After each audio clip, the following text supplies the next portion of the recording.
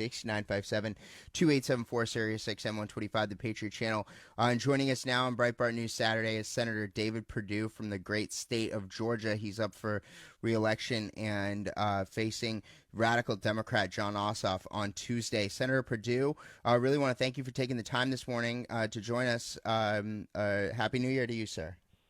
Happy New Year, Matt. Thanks for having me. Good morning. Okay, so a lot of stuff to talk about. So we saw the video this week of Fox News confronting Jon Ossoff about his ties to the Chinese Communist Party in this film company that he worked for that has financial ties that he originally didn't disclose and then later did. And he was dodging all sorts of questions about this. Can you kind of give us the background on this? Because this obviously comes on the backdrop of, and the reporter there for Fox, Peter Ducey, was trying to zone in on this with Jon Ossoff, and he was just dancing all over the place. But the point here is that this comes on the backdrop of the CCP having been exposed to targeting young Democrats like Jon Ossoff or Eric Swalwell out in California or Hunter Biden. And we know that they're doing this with their various influence operations, and he appears to be kind of caught up in it all. What are your thoughts on it all, and to kind of give us the background on it, what questions he needs to answer? Well, Matt, you got it exactly right. The CCP has identified for some time young, ambitious, liberal Democrat politicians. You see it now coming out in Eric Swalwell. You see it with Hunter Biden. And now you have Jon Ossoff. But I think Jon Ossoff is actually as or more serious than the other two for this reason. He knowingly worked for the Chinese Communist Party, knowingly, for 2 years. He hid it from the primary voters in Georgia this year. He did not disclose it. He got caught, and then he finally disclosed it. That's a federal crime not to disclose that, by the way. He finally amended his filing, got caught again, and then lied about it again. And Peter Ducey this week asked him the right question that the liberal media has not asked him, and that is, explain your relationship to the Chinese Communist Party. He did not answer it. Jon Ossoff has never answered it. He lied in a debate when I asked him if he worked for that company, PCCW, which is owned by indirectly by the Chinese Communist Party. And they are the propaganda arm that fights against the freedom fighters in Hong Kong specifically. But, Matt, this is an ongoing thing. I'm not sure he can even get an intelligence clearance now as a U.S. Senator if he were elected, frankly. It's the same thing Eric Swalwell has to deal with now. So he is compromised. This is a scandal that's just really beginning to only now come out. We've been trying for months, and thank you guys for bringing it up. He's got a real China problem for sure. Mm-hmm. So what is at stake here with the Chinese Communist Party? I mean, what are they after when they're trying to compromise and target these young, starting Democrats? What are they really after? Because I know this is something you've been fighting in your time in the Senate, as well as, and we just talked with Senator Marsha Blackburn. I know it's an issue she's been fighting too. What is the Chinese Communist Party after? Because it's not like they're just doing this for fun. There's a reason why they're going after people like this. What are they after on the world stage? You have to understand their long-term agenda. Michael Pillsbury wrote a book called The 100-Year Marathon. He's a well-renowned China expert. I concur with all that. He says they want to be the hegemon of this century, and that's what they're trying to do. They have a long-term plan. What they really want in simple terms, Matt, is influence, and they want to compromise people in positions of authority and really bend them toward their propaganda, their way of thinking. As a matter of fact, Jon Ossoff actually even tweeted out in support of Xinhua, which is another one of their propaganda arms, supporting some of the things they were saying about the Uyghurs and other freedom fighters in Hong Kong. So this is something that is very serious. You think about people like Eric Swalwell on the Intel Committee getting these classified briefings and having all this inside information about what's going on inside the United States. That's one thing. The other is just a very subtle, long-term drip, drip, drip of desensitizing Americans to a socialist agenda. And you see that right now in the Democratic offering. This didn't just happen, Matt. They've been working on this for some time. And now there are a lot of people who think, well, socialism might not be all that bad. I can tell you people are not trying to break into Venezuela or Cuba right now. You know, socialism has failed every time it has been tried. And yet the Chinese Communist Party has a long-term strategy to be the hegemon. They want to be the rule maker. They want their currency to be the reserve currency. and they want to be the dominant player in the world politically, militarily, socially, and economically. Right. So now, in addition to this Chinese Communist Party stuff with regard to Ossoff, there's bigger, broader problems too. Which, back in his 2017 run in that special election, which I believe at the time was the most expensive race ever for a congressional race, and he lost it to Karen Handel in the 6th district.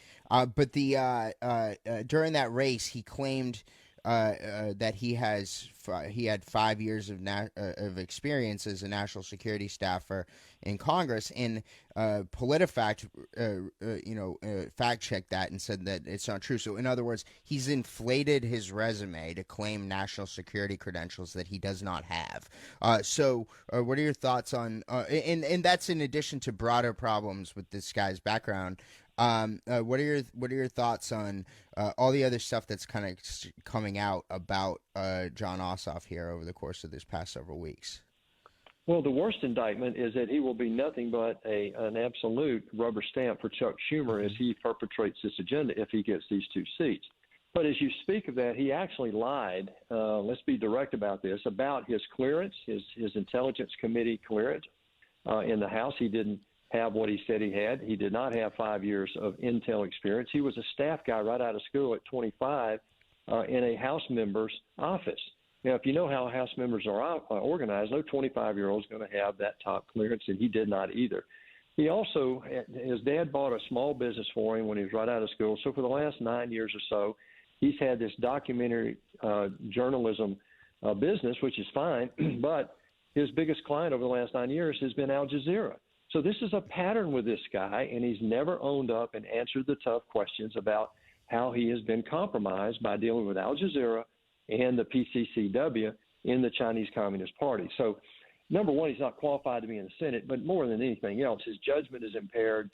He's been compromised by the Chinese Communist Party, and he continues to lie about his background and about my background as far as that goes.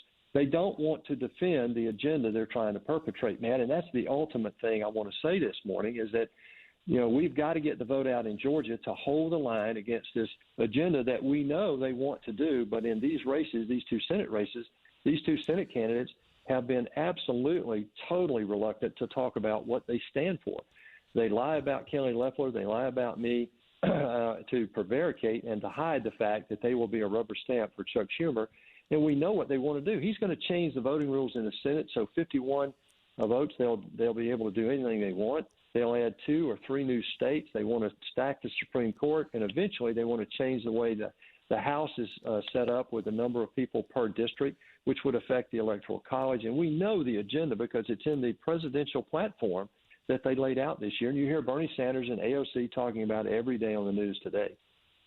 Right. So now, Senator, this past week we had a reporter at one of his events. It was a Latinx for John Ossoff event, Latinx, that's what they're calling it. Anyway, at this event, John Ossoff came out and talked about, he pledged amnesty for every illegal alien in America if he wins, and he says that he'll be their voice. Now, I know you're a voice for American workers.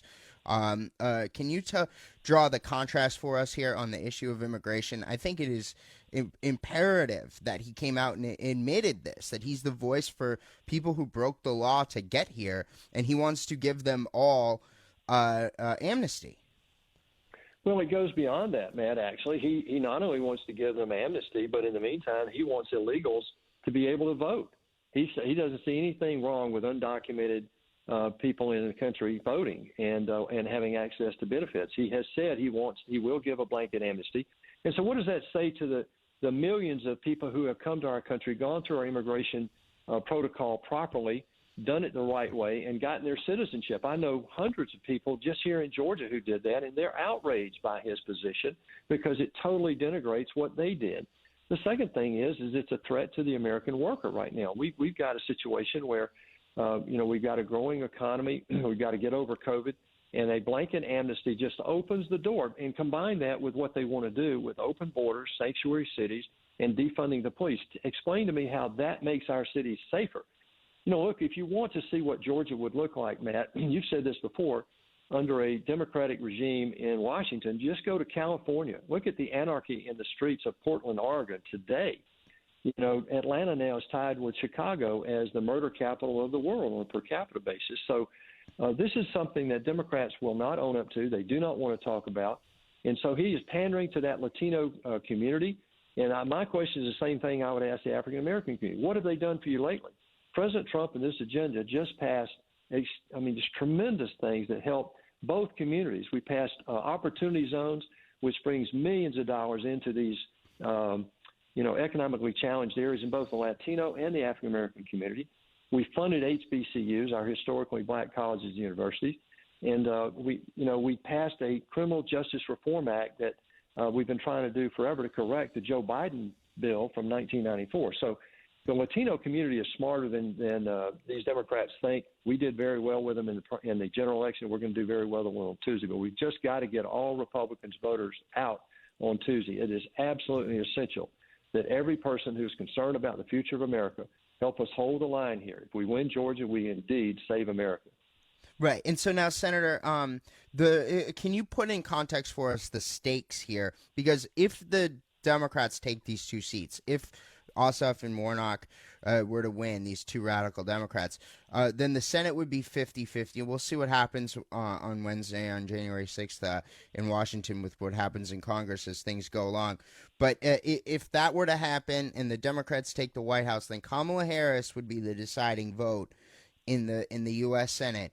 And break the ties. And that would mean not just that the Democrats would control the Senate floor, but that they would also control all the committees. Can you explain the importance of that and how radically different the U.S. Senate would look if they were to take this? Because I think the people of Georgia want checks and balances in Washington, D.C. They want to preserve the wins of President Trump's administration. So what are your thoughts on the stakes here and what it would mean for the direction of the Congress the next couple of years? Well, the most dramatic thing I can tell your listeners is the fact that Bernie Sanders, if we lose these two seats in Georgia, Bernie Sanders will be chairman of the Budget Committee. I don't have to go any further than that.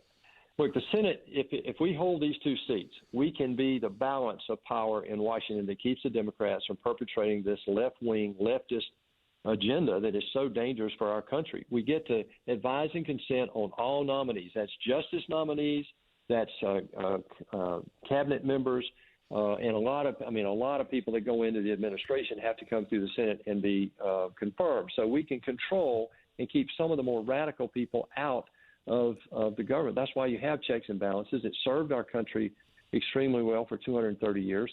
The Democrats now just believe that America is wrong. Obama apologized for America all during his administration and so forth. So what is at stake here is if they get these two seats, they will perpetrate the agenda. They will load up the cabinet with very liberal people who have no idea how this economy works and want to perpetrate their own agenda. And then the courts will be absolutely decimated. They will stack the courts, and not just the Supreme Court, but the appellate courts, all the federal judges. They will increase the number of seats until they get the ballots that they want. We won't ever get that back. And then to do all that, they change the filibuster rule, which you know is very difficult. We'll never be able to get that back. And that means that they are creating a single-party system. This is what was tried in Cuba and Venezuela and North Korea and Iran and all the places we know it's failed. They want total control. AOC said that. We want to win these two seats so we don't have to negotiate. Then defund the police, open borders, sanctuary cities, blanket amnesty, higher taxes, socialization of our health care, and the Green New Deal. All of this becomes a reality if, in fact, we don't hold these two seats. Mm-hmm. And then my last question for you, Senator, here, obviously the election's on Tuesday. Can you kind of give us an update of how early voting has gone? And then what's your closing argument ahead of Tuesday? And what do Republicans, you and Senator Loeffler, need to do to seal the deal and win these seats? Well, thank you, man. It's a great question. That is the question of the day. First of all, what's at stake here is just absolutely critical. We are holding the line here for the country to maintain a balance of power. If you look at what we have to do is simply get our vote out. 5 million people voted in November. There were nefarious activities that went on allegedly.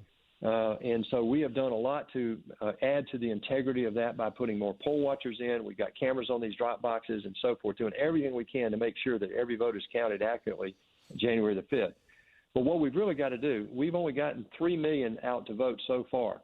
Now, that's off where we were in November. I think some 3.6 million had voted at this point in November. So we've got a way to go to get our vote out. And we know that Republicans win on election day. So if any Republicans are out there, any conservatives out there, any independents, any libertarians out there who haven't voted yet, they owe it to their children and their grandchildren to help us hold the line against this radical socialist agenda. That's what's at stake here, Matt, pure and simple. And I know those sound like trite words, but this is not the typical election when you will correct it in 2 to 4 years. If these things get done, we will not be able to help self-correct this. We need to maintain a balance of power in Washington to avoid this left-wing agenda the Democrats are trying to perpetrate. And Senator Perdue, I really want to thank you for joining us here on Breitbart News Saturday. Where can people go to learn more about you, get involved if they so choose? Well, PerdueSenate.com is the easiest place to get it. Kelly Loeffler and I are working day and night to hold the line here. We're confident that we're going to get our vote out on Tuesday. We've been all over the state. I've had a 125-stop bus tour that we are completing. Kelly Loeffler is doing the same thing. We have surrogates coming in. The president's coming to Dalton, Georgia on Monday night. The vice president's coming in Monday at noon. So we're all hands on deck to make sure we turn out our Republican voters on Tuesday. Matt, thanks so much, man. Yes, definitely, Senator. Always a pleasure. Really want to thank you again for joining us here on Breitbart News Saturday, and best of luck on Tuesday. I know we're doing everything we can, too. So, again, folks, Breitbart News Saturday here on SiriusXM 125, the Patriot channel. I'm Matt Boyle, our Washington political editor. Our number here, 866-95-PATRIOT, 866-957-2874. We're going to take a quick commercial break. When we return, your calls for the rest of the hour. We'll be right back with more Breitbart News Saturday here on SiriusXM 125, the Patriot channel, after this.